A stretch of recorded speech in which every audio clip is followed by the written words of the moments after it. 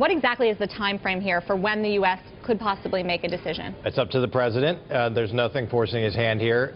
It could happen in a matter of days. Could happen overnight. So let's say it happens in a matter of days. Then what? How long does it take before we could see actual military action? Well, it could be immediate. And the first thing we could know about it is that an announcement that explosions are going off in Damascus. And in fact, I think that's the most likely option, is a package of very precise airstrikes that happens once and then is done, and doesn't result in sustained combat operations in Syrian airspace. How could it affect U.S. relations with other countries, like, let's say, Iran? So Iran, there's implications if we act and if we don't act. So let's first, if we don't act. If we don't act, then all the threats we make against Iran are also hollow. And so this is a case where, right? Think about it. I mean, this is a case they're hollow until they're not. I mean, but it's all about credibility. And here we have a president of the United States who says, the use of chemical weapons is a red line. If you go over it, there's going to be consequences. If there are no consequences, what it suggests to everyone else is this is someone who makes stuff up, who makes threats that he doesn't follow through on. Now, if we do act, it depends on how we act. And a set of surgical strikes that is over and done with, I think, is unlikely to have a lot of contagion, particularly if we don't target the Iranians who are on the ground in Syria right now, providing assistance to the Syrian military, and if we don't target their vassals, Hezbollah, who essentially work for them to a certain extent, who operate out of Syria. So, Stephanie, it really depends on what we do. If it's over and done with fairly quickly, I think Iran stays out. If it goes on for an extended period of time, or we target Iranian interests directly, they could begin to escalate. How?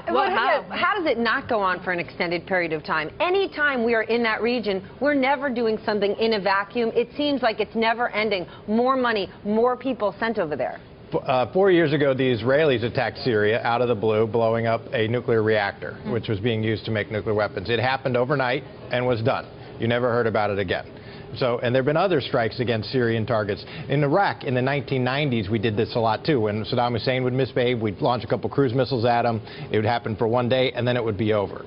So I think there actually is a scenario where they are punished for what they did. They pay a price. They blow up a bunch of regime targets, and then it stops. It doesn't continue to escalate and spread. Iran's not the only country that's been supporting the Syrian president. Russia has also. We already have shaky relations with Vladimir Putin and the Russians right now. What would be their response to U.S. involvement? I think that for them, the question will be, is the U.S. government now trying to take out Assad, and remove Assad from power? And if that's the case, then we're talking about a major blow-up and a real proxy conflict with their ally. If, on the other hand, Russia judges the U.S. action to be designed mainly just to punish them for misbehaving and using chemical weapons, I think the Russians understand that. Someone acts up, they get attacked, it's over, the price is paid, blood is shed on both sides, and you go back to the status quo ante. All right, well, was that a Freudian slip there? You said Saddam. Is it because deep down you think this could turn into an Iraq situation? The Obama administration is not going to permit that to happen. I mean, it certainly could. If you How do you know that? He's already trying to get out of two ground wars. Yes, but sometimes he gets drawn in. It's one of the reasons I think they've been so reluctant to take even the most minor measures. The problem is, in this case, we don't even know on whose side we'd be fighting.